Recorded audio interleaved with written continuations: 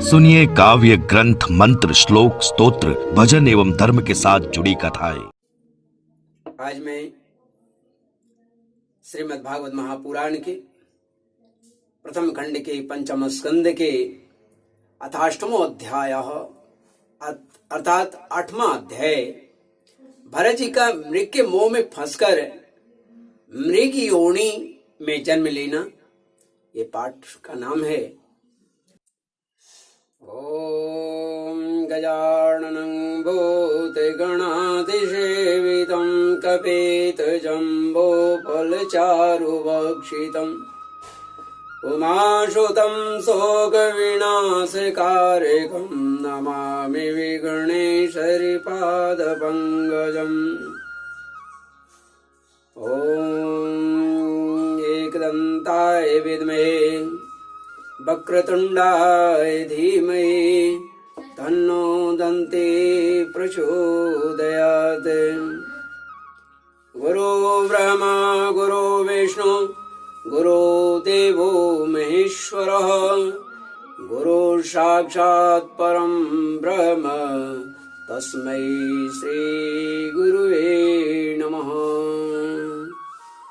वक्षस्यधिश्रितवधुर् वनमाल्योदार हासावलोककलया रमयस्य विश्वम्। पार्श्वभ्रमद्व्यजन चामर राजहंस श्वेता तपत्र शशिनो परिरज्यमाणः। ओम देवी प्रपन्नार्थे प्रसीद प्रसीद मातर जगतोऽखिलस्य प्रसीद विश्वेश्वरि पाहि विश्वं तमेश्वरी देवी चराचरस्य।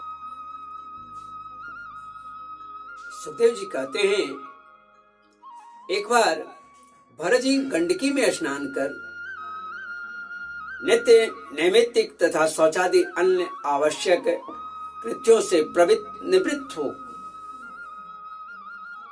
प्रणव का जप करते हुए तीनों मुहूर्त तक नदी की धारा के पास बैठे रहे। राजन, इस समय एक हरिणी प्यास से व्याकुल हो जल पीने के लिए उस गंडकी नदी के तीर पर आई। अकेली थी और अभी वह जल पी रही थी कि पास ही गरजते हुए सिंह की लोक भयंकर दहाड़ सुनाई पड़ी।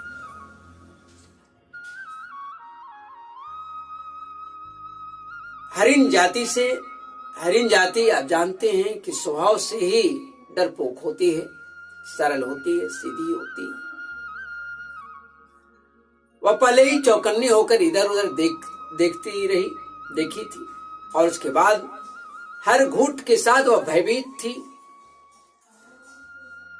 अब जो ही उसके कान में वह भीषण गर्जना सुनाई पड़ा, शब्द पड़ा सिंह की, तो सिंह के डर के मारे उसका कलेजा कांपने लगा, तेज धड़कने लगा और कातर नेत्र होकर के इधर उधर जब देखने लगी।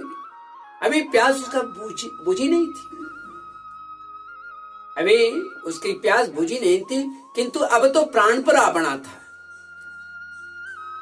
प्राण पर आ बनी थी। इसलिए उसने भयवश एकाकी नदी पार करने के लिए छलांग लगा दी। मित्र बंधु, तब उस समय जिस समय वह छलांग लगाई उस समय वह गर्भवती थी। उसके पेट में गर्भ था, बच्चा पल रहा था और अतः उछलते समय वेग से और भय के कारण उसका बच्चा जो बच्चा था वह बाहर आ गया। नदी के प्रवाह में गिर गया और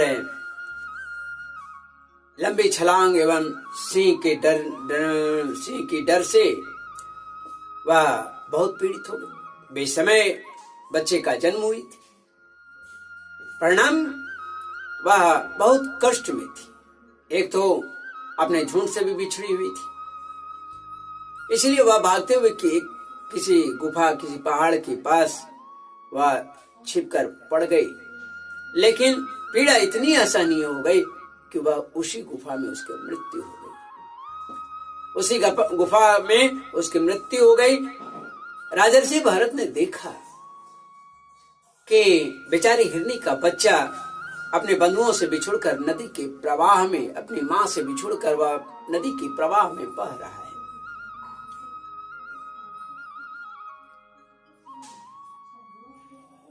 तो वैसी स्थिति में किसी सामान्य मनुष्य को भी हृदय द्रवित हो जाता है। वह तो ऋषि थे, शुद्ध शांत चित्त, सबों पर कृपा करने वाले। उन्होंने उस बच्चे को अंक पास में ले लिया। उस बच्चे को वह नदी से बाहर ले आए। आत्मीय के समान उस मातृहीन बच्चे को अपने आश्रम पर ले आए। उसे छानकर वो जो मृग छोने अर्थात हिरनी का जो बच्चा था,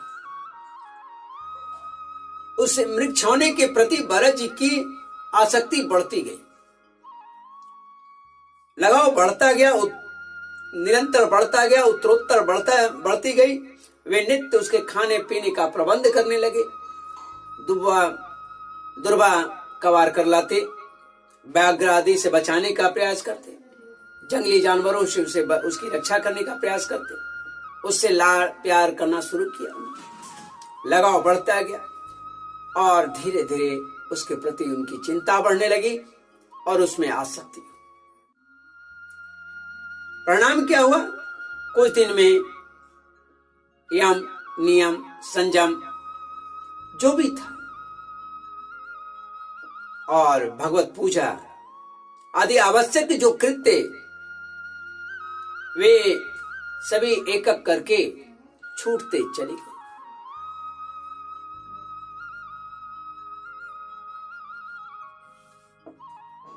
उन्हें ऐसा विचार रहने लगा कि हो, इसकी माता मर गई है, इसके साथ कोई नहीं है, कहीं ऐसे कोई जंगली जानवर इस मृग छोने को काल चक्र के वेग ने अपने झुंड, सूर्योदय और बंधुओं से तो बिछुड़ा ही दिया, माता भी इसकी नहीं रही। यह मुझे ही अपना माता पिता मानता है, सहोदर मानता है, भाई बंधु मानता है, तो इसे मेरे सिवा और किसी का कुछ पता नहीं है। मुझ में इसका विश्वास भी है, बहुत दृढ़ हो गया है। मैं भी शरणागत की उपेक्षा करने में जो जो दोष है उन्हें जानता हूं, इसलिए मेरा कर्तव्य बनता है कि इसका देख रेख करें। इसलिए मुझे अब अपने इस आश्रित का सब प्रकार के दोष बुद्धि छोड़कर अच्छी तरह पालन पोषण करनी चाहिए। निश्चय ही शांत स्वभाव और दीनों की रक्षा करने वाले परोपकारी सज्जन ऐसे शरणागत की रक्षा के लिए अपने बड़े से बड़े स्वार्थ का भी परित्याग कर देते हैं। ऐसा उनके मन में विचार आने लगा। इस प्रकार उस हिरनी के बच्चे में उनके दिन प्रतिदिन आसक्ति जो है प्रगाढ़ होती चली। उठते बैठते, सोते खाते पीते, टहलते घूमते, भोजन करते, हर समय उसके बारे में ही वे सोचती। उनका चित्त उसमें लगा रहता, उनके स्नेह पास में रहता, उनका चित्त उनके स्नेह पास में बना रहता। अब उन्हें कोष पोष समिधा पात्र और फल फूल आदि लाने होते तो चिंता बनी रहती, कहीं भेड़िया उस पर अटैक न कर दे, भेड़िया कहीं उस पर आक्रमण न कर दे, उसे मार न दे। कुत्तों के भय से वे उसे लेकर अपने साथ जाते। इस तरह की स्थिति उनकी थी। मार्ग में जहां तहां कोमल घास आदि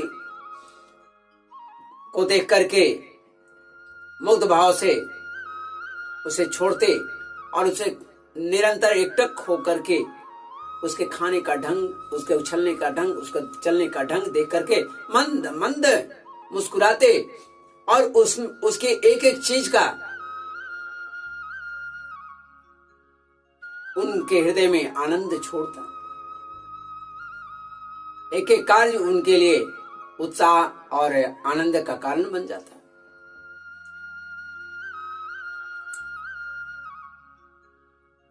उस हरिण शावक की एक एक भाव में वे अटक जाते। वे अत्यंत प्रेम पूर्वक हृदय से दयावश उसे अपने कभी कंधे पर चढ़ा लेते, कभी गोद में ले लेते, यानी नन्हे बालक की तरह उन्होंने भी उस हिरनी से लाड़ प्यार लगाना शुरू किया, लगे रहे। तो इनकी ये दशा निरंतर उस हिरनी के बच्चे में प्रगाढ़ता बढ़ाता रहा, प्रेम बढ़ाता रहा। पुचकारना, हृदय में ले लेना, हृदय में साट लेना, उसके गले में अपनी गले को डाल करके, अपने बाहों पास को डाल करके दुलारना, इससे उनको बड़ा सुख मिलता था। उनका जो प्रतिदिन का नित्य नैमित्तिक कर्मों को करते समय भी राज राजेश्वर भरत कोई जो रोज का कार्य था उसे कार्य करते करते भी वे उठ उठ कर उस मृग शावा को दिखाते, कहीं इधर उधर तो नहीं चला गया, क्या कर रहा है। तो उठ उठ कर उस मृग बालक को देखते और जब उस पर उसकी दृष्टि पड़ती तब उनके चित्त को फिर शांति मिलती। अर्थात कुल मिलाकर के ये कहना कि निरंतर उस हिरणी के बच्चे में ही वे लगे रहे। क्रमशः इनकी पूजा पाठ छूटती चली जा रही थी। उस समय उसके लिए मंगल कामना करते हुए कहते कि बेटा तेरा सर्वत्र कल्याण हो।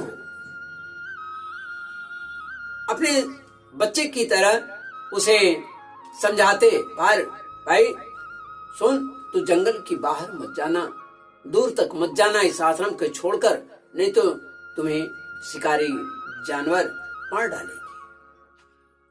इस तरह से उससे ही बात करते रहते। कभी यदि दिखाई नहीं देता तो उनका मन जो है अकुलाने लगता, ऐसा लगता है जैसे बहुत बड़ा धनाढ़ का सारा धन लूट गया हो। जिसका धन लूट गया हो उस दिन मनुष्य के समान उनका चित्त अत्यंत उद्विग्न हो जाता। फिर वे उस हिरनी के बच्चे के विरह में व्याकुल होकर के एक सामान्य मनुष्य की तरह इधर से उधर भटकते, खोजते फिरते, चाल करते, संतप्त हो करुणावश, अत्यंत उत्कंठित, अवरुद्ध गला एवं मोहविष्ट होकर के उसे खोजते, शोक मग्न हो जाते। और इस प्रकार वे निरंतर कहते, इस प्रकार वे निरंतर ये बात कहते, अहो कहां जाएं, अहो कहां जाएं वह जो मातृहीन था, जो अपने बांधु बांधवों से बिछुड़ गया है। मृग शावक दुष्ट बहेलिया किसी बुद्धि वाले मुझ पुण्यहीन अनार्य का विश्वास करके और मुझे अपना मानकर मेरे किए हुए अपराध को सत्पुरुषों के समान भूलकर फिर लौट आएगा। क्या मैं उसे फिर इस आश्रम के उपवन में भ्रमण करते हुए, उछलते कूदते हुए देख पाऊंगा? हरी हरी दूबों को चरते हुए क्या मैं देख पाऊंगा? ऐसा ना हो कि कोई भेड़िया कुत्ता घेर करके, गोल बांध करके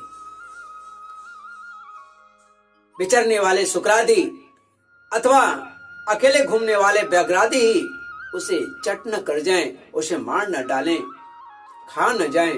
अरे संपूर्ण जगत की कुशल के लिए प्रकट होने वाले वेद त्रयी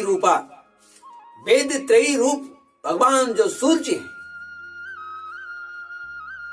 अस्त होने वाले हैं, ऐसे इनकी व्याकुलता और बढ़ने लगी। तो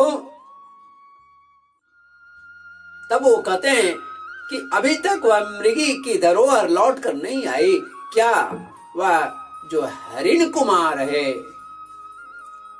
हाँ, क्या वह हरिण कुमार जो है मुझ पुण्यहीन के पास आकर अपना उपस्थिति दर्ज कराएगा, यानी हमसे मिलेगा?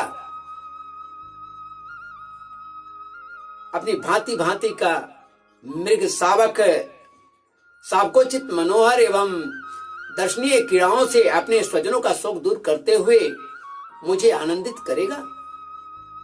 यानी अब फिर लौट के वो आएगा या नहीं, बहुत चिंतित है।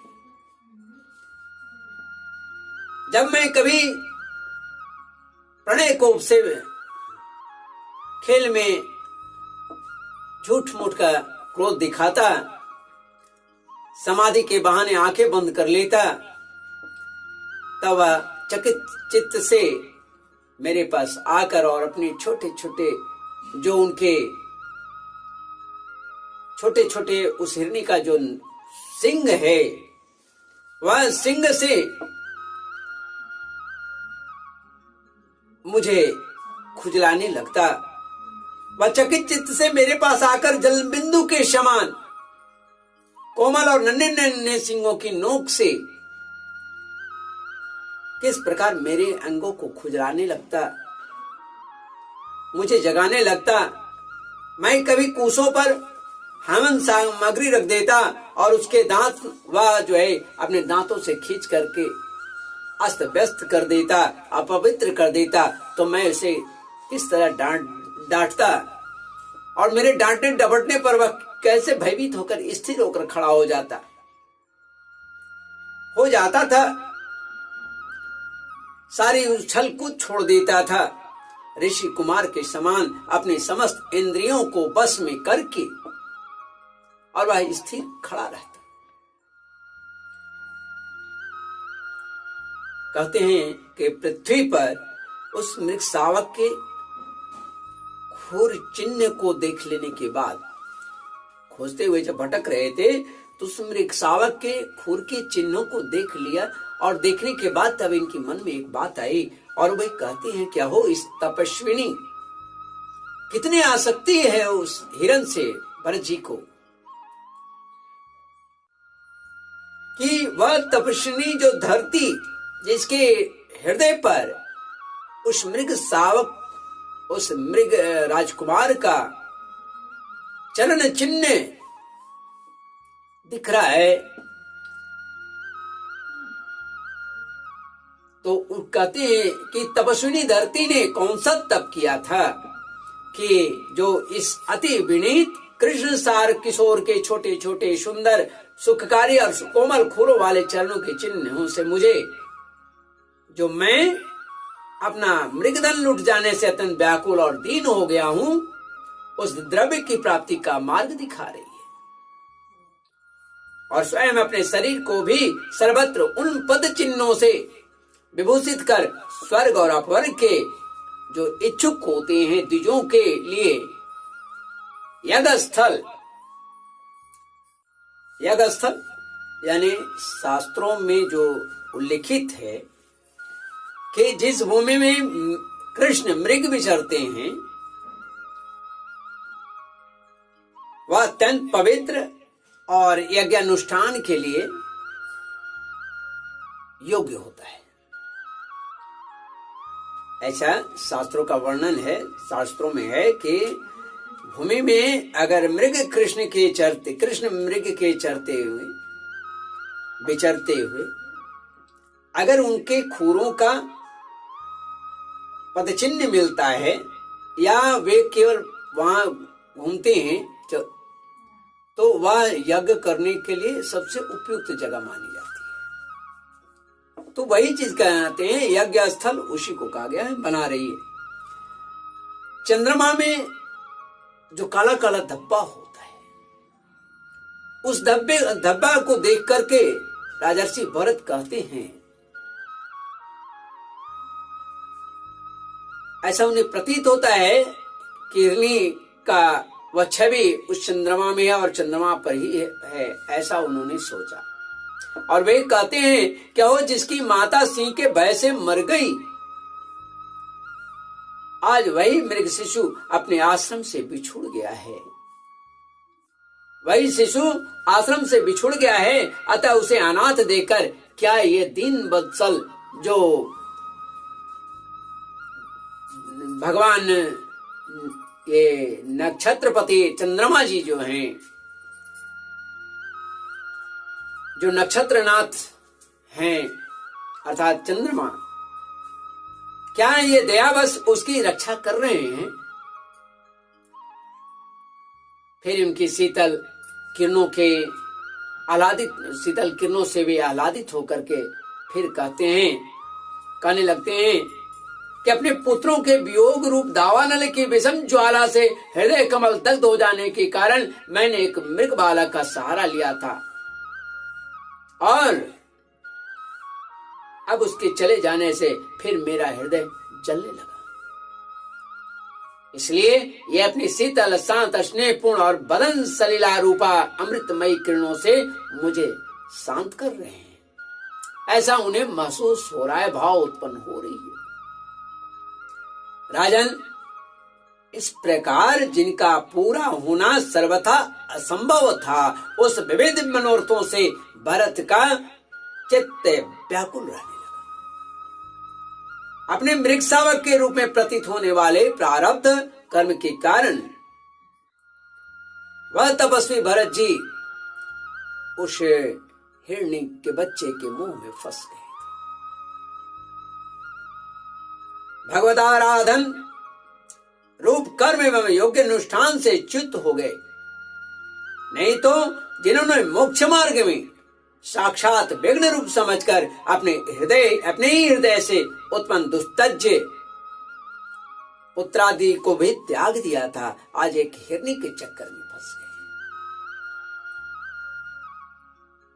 उन्हीं की अन्य जातीय हरिण शिशु में ऐसी आसक्ति हुई है, ऐसी आसक्ति हो गई है, आश्चर्य की बात है।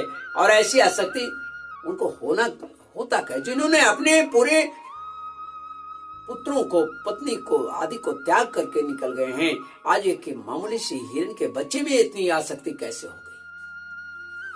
इस प्रकार राजर्षि भरत विघ्नों की बंशीभूत होकर योग साधना में भ्रष्ट हो गए और उस मृग छोने के पालन पोषण और लाड़ प्यार में लगे रहकर आत्म स्वरूप को भी वे भूल गए।